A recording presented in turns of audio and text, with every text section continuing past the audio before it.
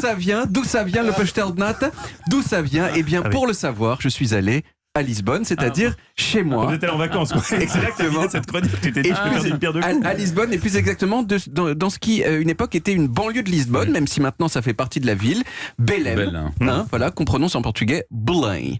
Belém. D'un côté, il y a les berges du Tage, dont sont partis les grands navigateurs portugais qui ont découvert le monde.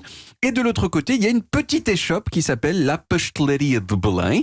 Et c'est dans cette pâtisserie qu'ont été vendus les premiers pastéis de nata en 1837. Juste à côté de la Pastelaria de Belém, il y a un monastère, le Mosteiro dos Jerónimos, et ce sont très probablement les...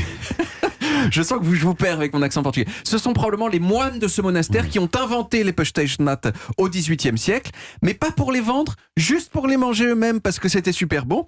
Mais ce qui s'est passé, c'est qu'en 1820 au Portugal, il y a ce qu'on a appelé la révolution libérale, en portugais Revolução Liberal.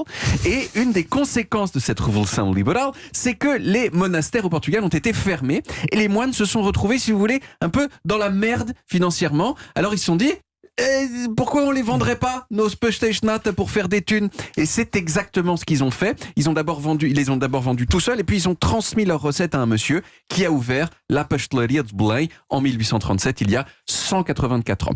Et à noter que cette recette originelle des pastéis vendus dans cette pâtisserie-là, c'est dans les grandes lignes la même que celle de tous les autres pastéis de nata qu'on trouve, mais en réalité, elle a un petit plus qui est secret, un petit peu comme chez Coca-Cola. Il y a 3 personnes qui savent, c'est dans une sorte de coffre-fort, etc. Et c'est vrai que si vous allez à la Pastelaria de Belém, vous verrez que c'est quand même des pastéis de nata qui sont particulièrement sympas, particulièrement bons.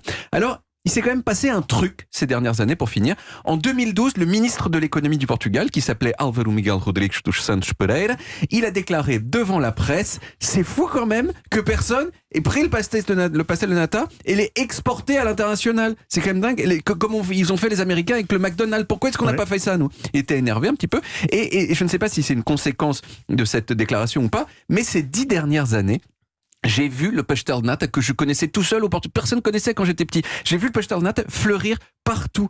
Il y en a chez Picard, chez Monoprix, au Quick, dans plein de boulangeries. C'est un peu devenu la deuxième chose portugaise la plus connue au monde après Cristiano Ronaldo. Et vu le bien que je ne cesse d'entendre du pastel de nata, je pense que ça venge un peu toutes ces années où à chaque fois que je disais que j'étais portugais, on me traitait de sale maçon qui pue. Oh, la blessure d'enfance, c'est horrible.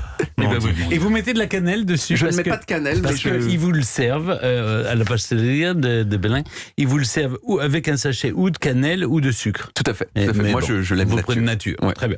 Merci beaucoup, David Castellops.